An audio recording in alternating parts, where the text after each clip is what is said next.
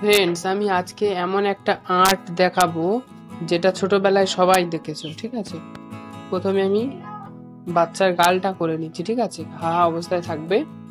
ঠিক আছে, তারপর নাকে দুটো ছিদ্র করে নিচ্ছি। সরি, মিস্টেক হয়ে গেছে, আমি ক্যামেরা অন না করেই মানে টাকচারটা করে ফেলেছি।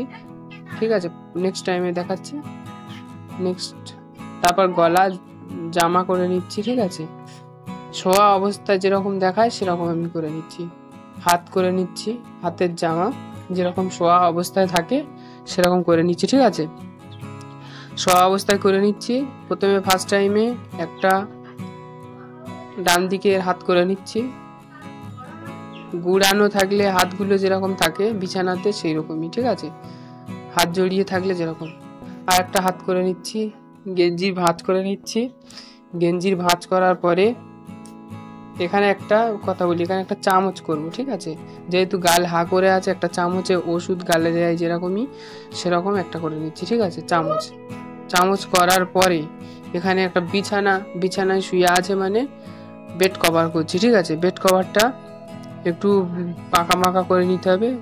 যেটা শুয়ে আছে এটা ইজি আঁকা, কারণ ফাঁকিবাজি আঁকা এটা। ঠিক আছে, গুড়িয়ে থাকবে একটু। তারপরে বালিশ করার পরে এখানে যেহেতু হাত করতে হবে, চামচ আছে, হাত করতে হবে, দুটো হাত করতে হবে। একটা চামচে গালে দিচ্ছে, আর একটা হচ্ছে বোতল, মানে ওষুধের বোতলটা করতে হবে। তো আমি আঙুলগুলো করে নিচ্ছি ঘুরিয়ে ঘুরিয়ে। যেহেতু আঙুলগুলো একটু বাঁকা বাঁকা থাকছে, সেই ক্ষেত্রে আমি হাতটা একটা চামচ দিয়ে ধরে দেখে নিয়ে তারপরে আমি সেই রকমই করেছি। ঠিক আছে, তারপরে হাতের ভাঁজ জুড়ে গেল। এখানে একটা বোতল করব, বোতলের মুখ, তারপরে হাতে ধরে থাকে যেরকমই সেরকম আঙুলগুলোও করব। আঙুলগুলো করার পরে শেষে আমি রং করব, দেখাচ্ছি, শেষ পর্যন্ত দেখতে থাকো। আঙুলগুলো করার পরে এখানে হালকা উঁচু করে দেবো। গাঁটগুলো হাতের আঙুলের উপরে গাঁটগুলো যেরকম হয় করে নিলাম। বোতলের একটু সাইড দেখা যাচ্ছে করে নিলাম, নিয়ে বালিশের এইটা বাকি ছিল করে দিলাম। তারপরে হাতটা জুড়ে দিলাম। ঠিক আছে, তারপর এখান থেকে আমি বেডটা করে নিচ্ছি। বেড এখান থেকে বাড়ির কর্নারটা করে নিচ্ছি। বাড়ির কর্নারটা করে নিলাম। মিস্টেক হয়ে গেল, এটাও জানালা করে নিয়েছি। তারপরে রং করার পালা। ঠিক আছে, হালকা হালকা করে ডিজাইন করে দিচ্ছি। ঠিক আছে,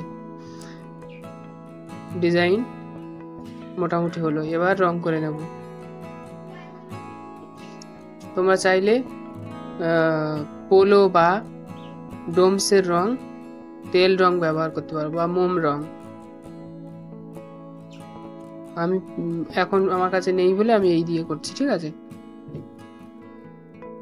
সব হাত বা শরীরের যে অংশগুলো সেগুলো ফর্সা ভাব চামড়ার কালার করে নিচ্ছি। মুখে, হাতে, গলায়, তারপরে সাইডে যে দুটো হাত দেখতে পাচ্ছ সেই দুটো করে নিচ্ছি। ঠিক আছে, কানে একটু ভাঁজ করা হয়নি, কানের ভাঁজটা করে নিচ্ছি হালকা করে। এই হয়েছে। এবার আমি করব, রং করে দেব। ঠিক আছে, রংটা করে নিয়ে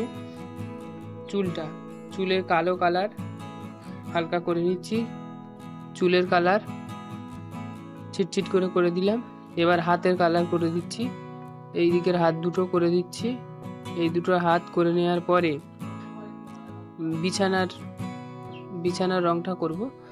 ঠিক আছে, আমার আবার কালি প্রবলেম হচ্ছে। ঠিক আছে, বালিশটা করে নিচ্ছি।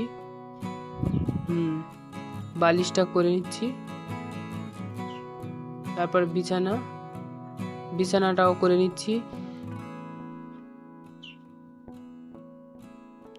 তোমাদের ভালো রং থাকলে তোমরা করবে। ঠিক আছে, আমার কাছে যেহেতু ভালো রং নেই, সেই ক্ষেত্রে আমি এই দিয়েই চালিয়ে নিচ্ছি। ঠিক আছে, ভালো রং দিয়ে পরে আমি নেক্সট বাচ্চাদের স্কুলের কাজ দেয় যে আঁকাগুলো, সেইগুলো যদি পরীক্ষাতে পড়ে, সেইগুলো যদি না পারো আমাকে বলবে, আমি করে দেওয়ার চেষ্টা করবো। ঠিক আছে, আমি দেখিয়ে দেবো। ঠিক আছে, কমেন্ট করবেন।